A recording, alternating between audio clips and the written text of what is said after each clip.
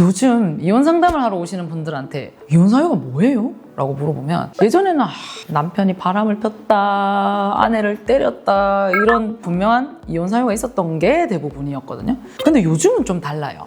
열의 7은 돈 문제입니다. 그리고 더 무서운 거는 내가 이혼하겠다고 마음받은 그 순간부터 상대방한테 형사고소장이 막 날아오는 그런 시대가 됐다는 거예요. 아이를 잠깐 집에 혼자 두고 편의점 다녀온 걸 뭐 아동학대 방임이다 고소하고, 생활비 쓰라고 줬던 거 썼다고 억 단위 횡령으로 고소하고, 이혼이 아니라 요즘엔 전쟁 같아요. 이런 이야기 들으면 좀 무섭지 않으세요? 오늘은 요즘 이혼이 어떻게 달라지고 있는지, 그리고 왜 이혼 과정에서 형사고소가 무기처럼 사용되고 있는지를 현직 변호사 입장에서 아주 솔직하게 말씀드리겠습니다. 대구 법무법인 결실의 대표 변호사 이한나입니다. 먼저 요즘 이혼의 가장 큰 변화부터 말씀드릴게요. 결론부터 얘기하면 이혼 사회 지형이 완전히 바뀌었습니다. 과거에는 배우자의 폭행, 부정행위, 그러니까 바람, 이혼이 주된 이유였거든요. 근데 최근 제가 상담하는 사건들을 좀 보면 돈 문제로 마음에 안 들어서 이혼하겠다는 분들이 압도적으로 많아요. 체감상 상담건의 70% 이상은 경제적 갈등이 핵심입니다. 내가 알기로 수입은 얼만데 지출을 투명하게 공유하지 않는다거나, 한쪽이 알고 보니 빚을 숨기고 있었다거나, 재산을 몰래 빼돌렸다거나, 몰래 코인 투자, 주식 투자를 잘못했다거나, 과도하게 생활비 지출을 통제한다거나, 이거는 사랑이 식어서 뭐 어떤 대단한 사건이 있어서 헤어지는 게 아니고 돈 앞에서 서로 신뢰가 무너져서 헤어지는 케이스가 훨씬 많아졌습니다.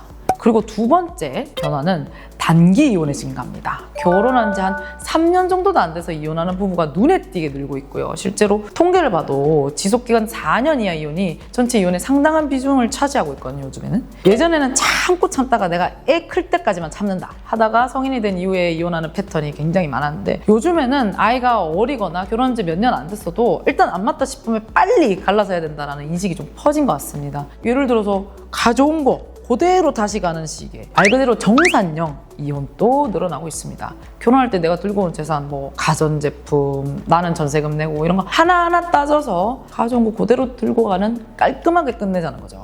근데 여기서 진짜 좀 문제가 발생하는 게, 요즘 이혼 과정에서 가장 심각한 현상이 뭐냐 하면 이제 바로 남이라 생각하시는 건지 형사고소가 전략적 무기로 사용되고 있다는 거예요. 이거는 제가 실무에서 정말 많이 보는 패턴인데, 이혼 소송에서 유리한 고지를 점하기 위해서 상대방을 형사고소하는 경우가 급증하고 있습니다. 가장 흔하게 발생하는 게 아동학대 고소거든요. 제 예를 좀 들어볼게요.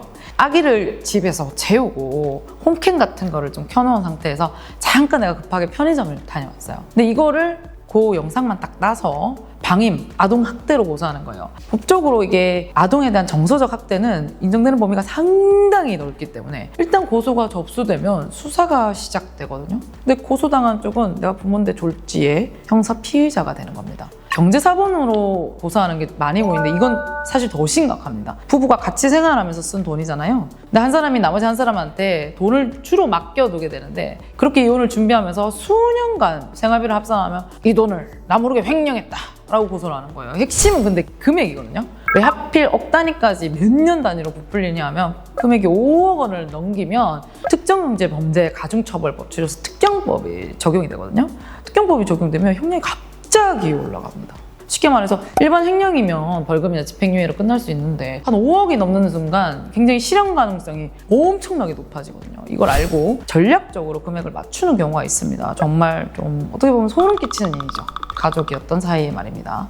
심지어 두 사람 사이에 내밀한 부부 관계를 두고 약간 성적인 고소 사유로 삼는 케이스도 있습니다. 따로 증거를 남기기도 어렵고, 그래서 아주 정답게 명시적인 동의하에 찍어둔 영상이나 사진을 나중에는 나 이거 동의 없었다 라고 고소사유로 삼는 경우도 있고요. 이렇게 되면 고소당한 쪽은 이혼소송이랑 형사소송 동시에 치러야 되는 상황이 됩니다. 형사재판에서 내가 이걸 인정을 하고 판사님 봐주세요 선초구하면, 또 이혼소송에서는 내가 유책사유를 부인하기도 어려워지고, 완전 이거 이러지도 저러지도 못하는 진퇴양난에 빠지게 되는 거죠. 그래서 저는 요즘에 개인적으로는 형사고소할 때도 인지송달료가 들어야 된다고 생각해요. 민사소송이나 이혼소송을 제기하려면 인지송달료라는 비용을 내야 되거든요.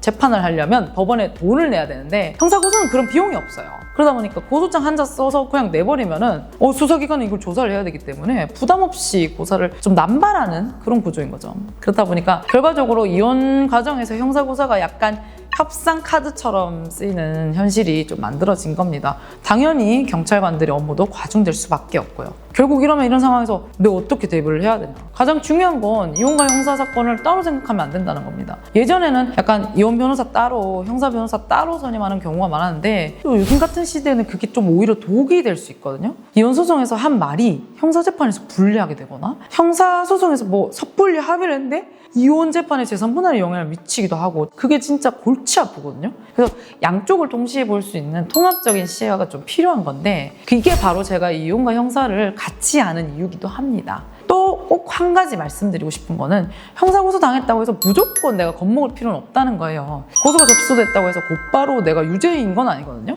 수사 과정에서도 충분히 반박하실 수가 있고 수사기관도 요즘에는 일단은 내가 협상하려고 형사고소 남발한다는 사정을 잘 알고 있습니다. 다만 초기 대응이 정말 중요하죠. 경찰 조사 단계에서 어떤 진술을 하느냐에 따라서 사건의 추후 방향, 이혼 소송의 방향까지도 완전히 달라지기 때문에 아무 생각 없이 그 돈 제가 쓴 건 맞죠 이렇게 인정해버리면 그거 자백해버리는 거거든요. 그래서 형사고소를 당한 즉시 어떤 진술도 하기 전에 변호사가 먼저 상담하시는 게 가장 안전합니다. 그리고 반대로 내가 공격, 형사 고소를 하려는 쪽도 좀 신중하게 결정하실 필요가 있습니다. 무리한 고소는 오히려 역효과를 낳을 수 있거든요. 고소 남발한 쪽에 대한 인상이 좋을 리가 없잖아요. 거짓말하는 사람처럼 되니까. 판사님 보시기에 이혼 소송에서 좀 유리해지기 위해서 무리한 고소했구나 이런 인식이 생기면 오히려 우리한테 불리하게 작용할 수 있습니다.